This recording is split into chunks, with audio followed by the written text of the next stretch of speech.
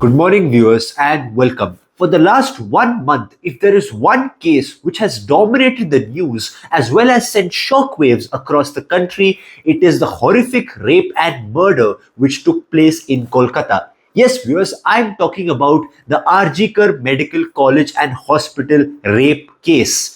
This case has sent, as I said, shockwaves across the country and has led to large scale protests, not just in Kolkata, but across the country in many cities as well. Today, let's take a deep dive into this case and look at the background, the current status of the investigation, as well as what can be done in future to prevent such horrific crimes.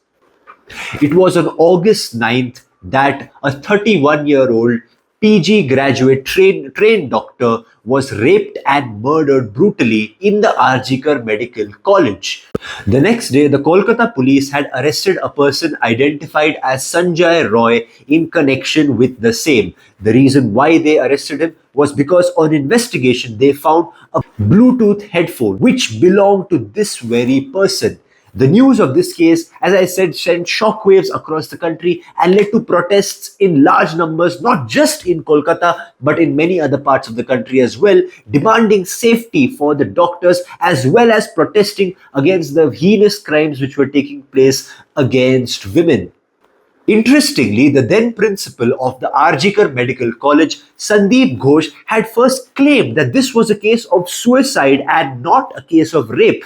This man later stepped down from his position after a wave of public protests and backlash which he had faced for his comments on this particular case. Later on, the autopsy report of the victim came out, which gave some shocking details in the public domain. The 4-page autopsy report showed that the victim suffered huge injuries on her private parts as well as on many other parts of the body, completely shredding the suicide theory which was floated by this person. This person was also pulled up by the Supreme Court in the same for trying to suggest that this was a case of suicide and not a case of rape. Then, with many people fearing that the police and as well as from the orders of the state government had botched up the investigation, they had fought in the Calcutta High Court to try and transfer this case to the CBI. And on August 13th, the Calcutta High Court transferred this case, the investigation of this case, to the Central Bureau of Investigation. And they made some very scathing remarks on the state government by saying that they had no faith in the investigation which was carried out by them.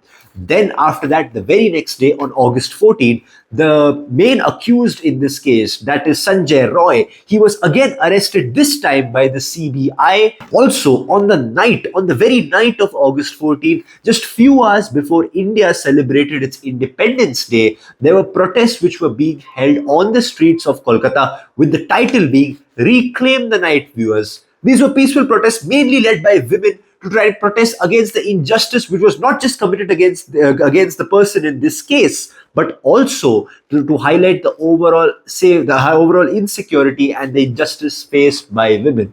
Also, interestingly, on this very night, viewers, a huge mob of people gathered at the Arjikar Medical College and Hospital and caused mayhem there. In this, they also broke into the hospital and vandalized its emergency building. According to the Kolkata police, around 5,000 to 7,000 people had stormed that college like a mob. They had gathered there and had caused mayhem. But also, the police claims that the crime scene was not allowed to be tampered with by these people. According to the latest sources, there have been 19 arrests which have been made so far in this Arjikar Medical College and Hospital violence which took place on the 14th of August. Now, if we look at the CBI action in the case so far, it was on August 22nd that the CBI told the Supreme Court that there was a clear attempt to damage and destroy the evidence which was present there at the crime scene. This means that the CBI claims that the crime scene itself was tampered with, viewers, even before they had begun their investigation into the matter. Also, an interesting observation of the CBI was that this is not a case of gang rape and it was only done by a single person, and that is the prime accused and the only accused in this case, that is Sanjay Roy. The reason this is critical is that many people were speculating, viewers, that this was a case of gang rape which was done by many people and not which done by an individual person. Apart from that, the CBI has recorded 100 statements in this case from various people and have also conducted 10 polygraphy tests. Now, what is polygraphy, viewers? Polygraphy is basically a test which is done to measure a person's heart rate, blood pressure, etc., and also which is done to ensure that the person only speaks the truth in the entire matter. This is done to ascertain whether the person has committed a crime or not. Now, apart from that, the CBI on September 2nd had arrested the former president of the Arjikar Medical College and Hospital, Sandeep Ghosh, in connection with alleged financial irregularities as well as corruption at this very college and hospital. Apart from him, the Enforcement Directorate has recently arrested a close aide of this principal in connection with the tampering of the crime scene which took place. The next part of the current status of the case is that the Kolkata court has ruled out bail and has denied bail to Sanjay Roy, who is the prime accused in this case, and has remanded him to judicial custody till September 20th. Now, another final and shocking detail which has recently come out is that the parents of the deceased have claimed that the police had tried to botch up and hush up this case from the very beginning. This included the process of hurriedly cremating the body of the deceased. And apart from that, the most shocking detail which has come out is that the parents allege that the police had tried to bribe them in this entire matter to ensure that the case is hushed up.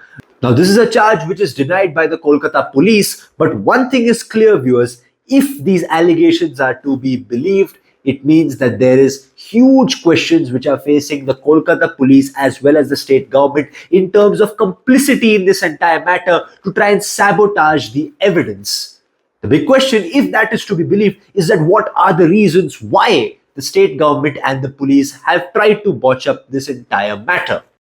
Now, viewers, coming to the state's response, the West Bengal government's response to this entire matter. From the beginning of this case, the West Bengal government was blamed for not carrying out the investigation properly into this case, and this was also pointed out by the Supreme Court as well as the High Court. Now, recently, on September 3rd, the West Bengal Assembly had tabled and passed the Aprajita Women and Child Bill 2024, which is also known as the Anti-Rape Bill.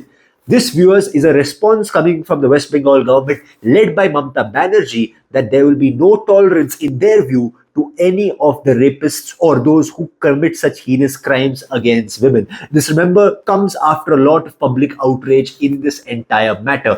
Now, if you look at the provisions of this bill, there will be death penalty which will be given to the convicted rapists in those cases which leads to the loss of life of a person or also leads to that person going into a permanent vegetative state. Now, what is a vegetative state, viewers? It is a state in which a person is alive but is unaware of his surroundings and is unable to respond to the environment around him. The second key provision is life imprisonment for those who are accused of rape or gang rape. This means, viewers, even if a person has been arrested on charges of rape or gang rape, he will have to spend the rest of his life in jail until and unless the courts intervene and grant him relief. Another key provision of this bill is death sentence or life imprisonment for those who are habitual or repeat offenders in matters of rape, and in many cases, there can be financial fine which will be invoked against them. These are some of the key provisions of this bill which has been passed by the Bengal Assembly. Now, after this bill was passed unanimously in the Bengal Assembly, it was sent to the governor of the state, Ananda Bose. Now, according to latest sources, this bill has now been sent from the governor of West Bengal to the President of India for her consideration. Now, let's look at what can be done to solve this entire matter, viewers. What can be done to try and reduce these crimes against women which have been taking place across this country? If we just have a slight background to this, we all remember the Nirbhaya case, which took place in the year 2012, when the entire nation was on the streets demanding justice for the victim. What has really changed, viewers, 12 years later?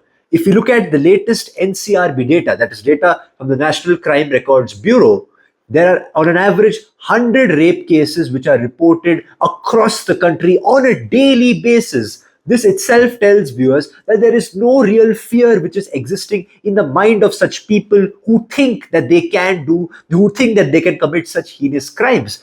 The impression in their mind is that because the legal system is not strong enough, they can commit such crimes and get away. So, what exactly can be done now? In my view, viewers, police reforms is extremely important going forward. Now, what do I mean when I say police reforms? I do not mean to try and completely make the police independent of the executive and thereby trying to create a sort of police state in the country. No. What I mean is that the police will have more operational independence. And when I mean operational independence, it means it means that they have the ability to investigate various cases in an extremely independent and impartial manner, and they are not constantly under pressure of the executive. I know that does sound real ideal, that does sound a little idealistic, viewers, but that is the only way such botch-ups can be prevented. Because if you look at this case in Kolkata, as well as a Hathras case which took place in 2020, the allegation was that the police was biased in its investigation and had botched up the entire matter. This has only happened because the police responds and operates under the instructions of its political masters. By trying to ensure more operational independence, the police will be more accountable to the people and not its political masters, viewers. And that is something very important to try and ensure that speedy justice can be delivered. Because when I say accountability, because we as citizens have to have faith, and we do have faith in our police personnel that they will deliver justice to us and ensure that those who are the real culprits in any case will not go scot free. But what happens when the police's hands are tied to their political masters? This means that there are clear instances and clear signs that they can be manipulated and used to satisfy the whims and fancies of those in power. So that is what I mean when I say police reforms. Now, the second thing which can be done is to increase the number of fast track courts in the country and also increase the number of judges. Yes, viewers, some shocking data reveals that there are 755 fast track courts in this country, but there is no clarity on the exact number of judges in these courts. First of all, a number of 755 fast track courts in a country with a population of over 1.3 billion is not going to be enough to try and ensure that speedy justice is delivered in case after case, viewers. And also, when it comes to judges, it is extremely important to ensure that there is an increase in the number of judges which takes place not just in these fast track courts but in the overall legal system as well. Because a reduction or less number of judges means delaying in the taking up of various serious cases.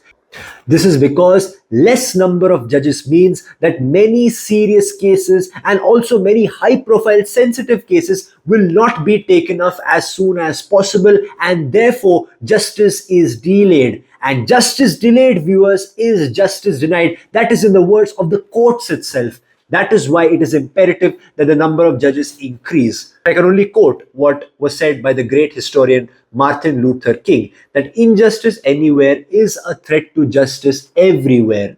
And therefore, with cases not being taken up, there is a huge amount of injustice which is being committed on millions of people in this country. So this is what I think, viewers, can be done to try and ensure that such cases can be reduced in this country, and there is a fear of law which exists in the minds of all those people who think they can commit such heinous crimes and get away with it. That's all for now, viewers. Thank you.